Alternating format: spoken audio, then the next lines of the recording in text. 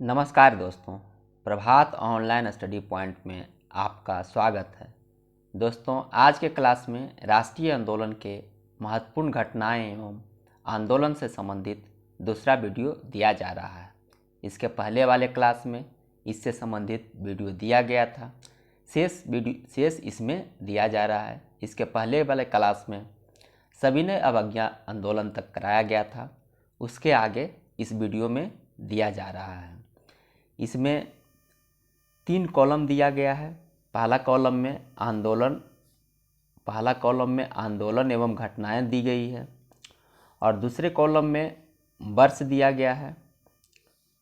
पहला में आंदोलन एवं घटनाएं, दूसरे में वर्ष दिया गया है और तीसरे कॉलम में विषय एवं उससे संबंधित व्यक्ति दिया गया है।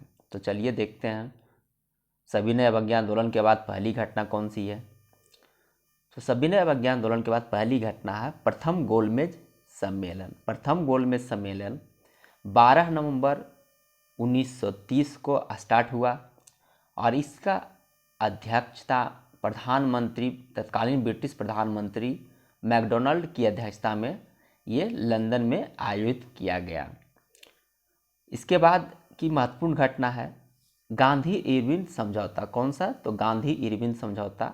यह समझौता 5 मार्च 1931 को संपन्न हुआ और यह समझौता महात्मा गांधी और तत्कालीन वायसराय लॉर्ड इरविन के मध्य संपन्न हुआ तथा इस समझौता के द्वारा सविनय अवज्ञा आंदोलन को स्थगित करने की घोषणा की गई और इसे दिल्ली समझौता के नाम से भी जाना जाता है। दिल्ली समझौता के नाम से भी इसे जाना जाता है क्योंकि यह दिल्ली में संपन्न हुआ था, इस कारण इसे दिल्ली समझौता के नाम से भी जाना जाता है। और इसी सम्मेलन में कांग्रेस निर्णय लेता है कि गोलमेज सम्मेलन में भाग लिया जाएगा। आगे बढ़ते हैं दोस्त। द्वितीय गोलमेज सम्मेलन 3 सितंबर 1931 को प्रारंभ हुआ और इसी में गांधी जी ने इस सम्मेलन में भाग लिया था। गांधी जी इस सम्मेलन में कांग्रेस के प्रतिनिधित्व के रूप में भाग लेते हैं। आगे बढ़ते हैं दोस्त। कम्युनल अवार्ड या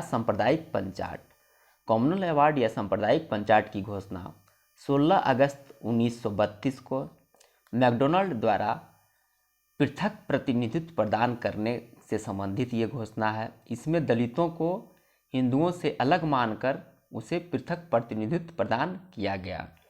आगे बढ़ते हैं दोस्त। पूना पैक्ट ये जो है यरबदा सेंट्रल जेल में संपन्न हुआ और ये 24 सितंबर 1932 को संपन्न हुआ। इसमें गांधी जी और अंबेडकर के बीच ये समझौता हुआ जिसके तहत सांप्रदायिक पंचाट में दलितों के लिए जो प्रांतीय विधानसभाओं में पृथक निर्वाचन प्रणाली को दिया गया था उसको समाप्त कर दिया गया और इसमें दलितों के लिए सामान्य चुनाव प्रणाली में ही 71 से इसमें पृथक में 71 सीट आरक्षित किया गया था, लेकिन सामान्य चुनाव में इसमें 71 से बढ़ा के 148 सीट कर दिया गया। आगे बढ़ते हैं दोस्त। तृतीय गोलमेज सम्मेलन 17 नवंबर 1932 को प्रारंभ होता है और इसमें कांग्रेस की ओर से कोई प्रतिनिधि भाग नहीं लेता है। कांग्रेस न प्रथम गोलमेज सम्मेलन में भाग लेता है न तृतीय गोलमेज सम्मेलन में, सिर्फ द्वितीय गोलमेज सम्मेलन में कांग्रेस की ओर से गांधी जी भाग लेते हैं।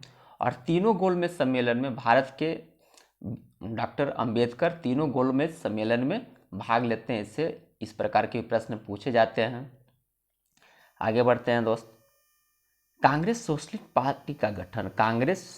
पार्टी का गठन मई 1934 को किया गया। इसमें जयप्रकाश नारायण, मीनू मनसानी एवं एम.एन. जोशी इसके संस्थापक सदस्य थे। जयप्रकाश नारायण, मीनू मनसानी, एम.एन. जोशी इसके संस्थापक सदस्य थे। आगे बढ़ते हैं दोस्त। फॉरवर्ड ब्लॉक का गठन।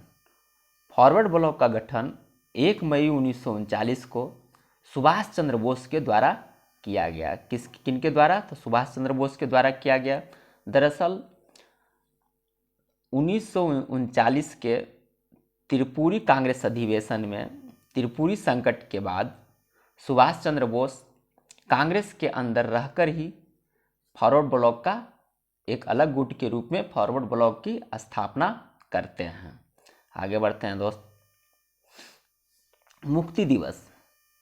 मुक्ति दिवस 22 दिसंबर 1939 को मुस्लिम लीग के द्वारा कांग्रेस मंत्रिमंडलों के त्याग पत्र पर मनाया गया।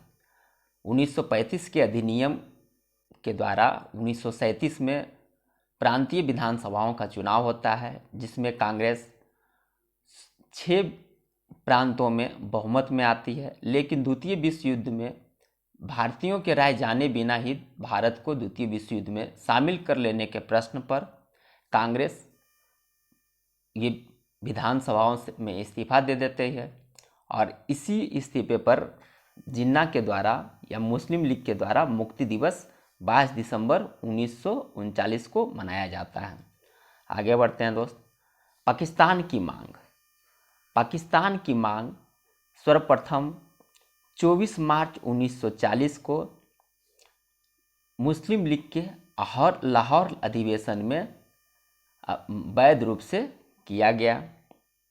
आगे बढ़ते हैं दोस्त। अगस्त प्रस्ताव।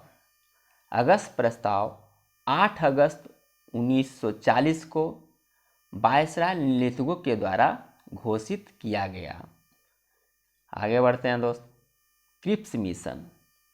क्रिप्स मिशन मार्च 1942 में स्टैफोर्ड क्रिप्स की अध्यक्षता में भारत आता है और भारतीयों के बीच तत्कालीन गतिरोध को दूर करने के उद्देश्य से यह भारत आता है, लेकिन इसमें उसके सफलता नहीं मिलता है। भारत छोड़ो आंदोलन। भारत छोड़ो आंदोलन की शुरुआत 8 अगस्त 1942 को हुआ, महात्मा गांधी के द्वारा किया गया और इसी में महात्मा गांधी के द्वारा करो या मरो का नारा दिया गया था। करो या मरो का नारा इसी में महात्मा गांधी के द्वारा दिया गया था। शिमला सम्मेलन या बेबेल प्लान। तत्कालीन वायसराय बेबेल के द्वारा भारतीय राजनीतिक गतिरोध को दूर करने के लिए शिमला में 25 जून 1945 को एक सर्वदलीय सम्मेलन बुलाया गया और ये बेबल योजना पर विचार करने के लिए सम्मेलन बुलाया गया था, लेकिन यह जिन्ना के जिद के आगे यह सम्मेलन असफल रहा। आगे बढ़ते हैं दोस्त। नौसेना विद्रोह।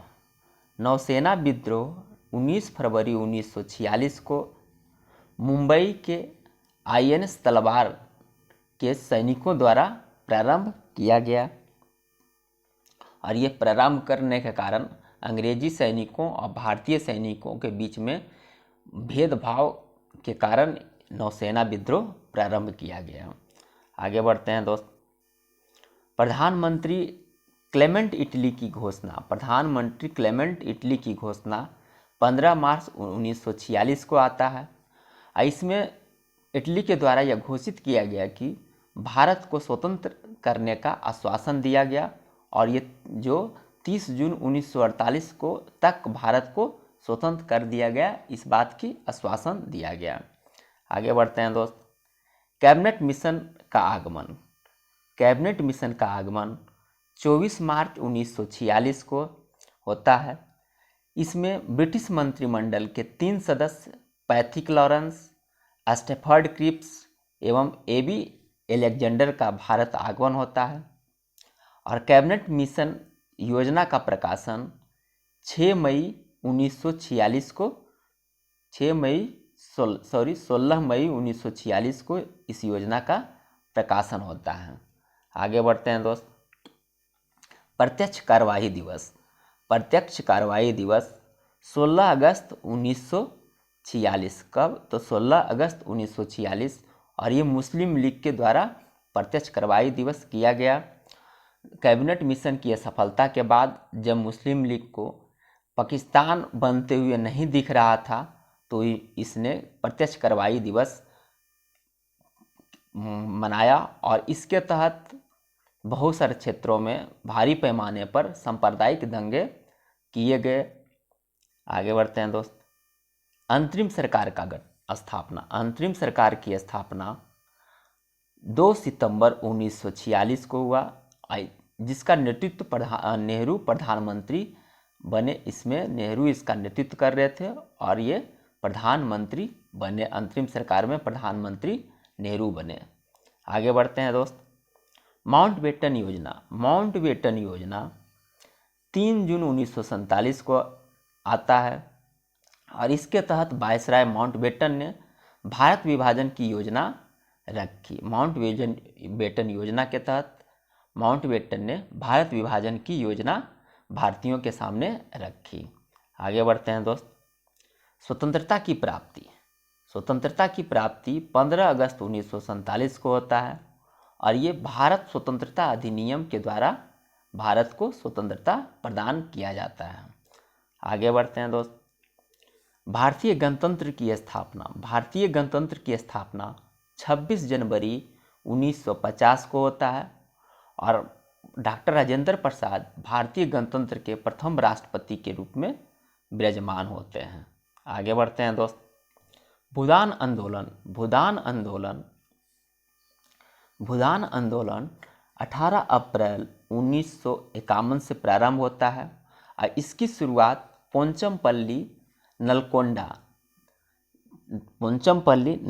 डिस्ट्रिक्ट में, जो वर्तमान में तेलंगाना में विनोबा भावे के द्वारा किया गया। लेकिन उस समय यह पोंचमपल्ली नलकोंडा आंध्र प्रदेश में स्थित था, लेकिन वर्तमान में यह तेलंगाना राज्य में स्थित है। और इसमें सबसे पहले रामचंद्र रेड्डी ने सबसे पहले भूमि दान में दी थी। रामचंद्र रेड्डी सबसे पहले भूमि दान करने वाले, भूदान आंदोलन के तहत भूमि दान करने वाले प्रथम व्यक्ति बने। इसी के साथ आज का क्लास समाप्त होता है। मुझे उम्मीद है ये वीडियो आपको पसंद आ रहा है और ये वीडियो आपके लिए उपयोगी साबित होगा। यदि पसंद आ रहा है तो इसे अधिक से अधिक लाइक करें, शेयर करें और अधिक से अधिक सब्सक्राइब करें। इसी के साथ जय हिंद, जय भारत, खुश रहें, मस्त रहें।